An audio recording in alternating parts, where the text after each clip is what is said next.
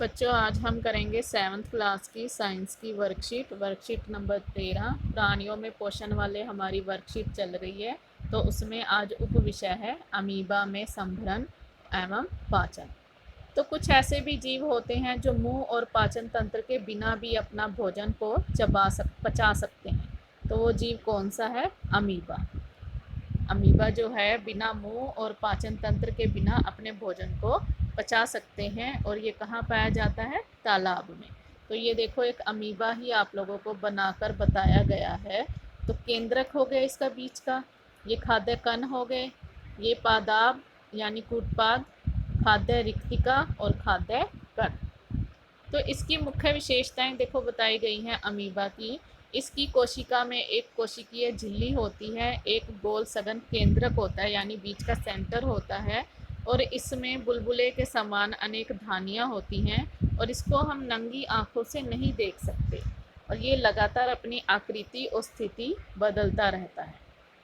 तो जैसे ये अपनी लगातार स्थिति बदलता रहता है, तो यह एक उंगली के समान प्रवर्ध निकालता रहता है, जिसे कृत्रिम पाँव कहते हैं, जो इन्हें गति देने और भोजन पकड़ने में सहायता करते हैं। तो अमीबा जो है कुछ सूक्ष्म जीवों का भी आहार करता है, यानी बहुत छोटे छोटे जीवों का आहार करता है।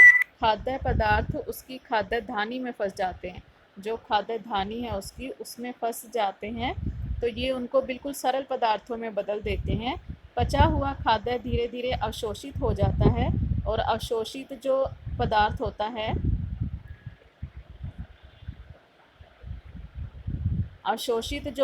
होता है वो अमीबा की वृद्धि, रखरखाव और उसके गुणन के लिए उपयोग किया जाता है। और जो बिना पचा हुआ पदार्थ होता है वो खाद्य धानी द्वारा बाहर निकाल दिया जाता है।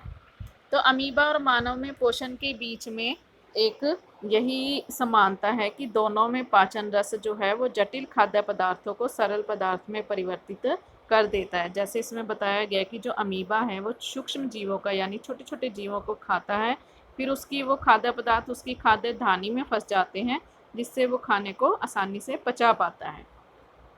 तो जो खाना आसानी से पच जाता है वो ठीक है, जो नहीं पचता तो वो खाद्य धानी द्वारा बाहर निकाल दिया जाता है।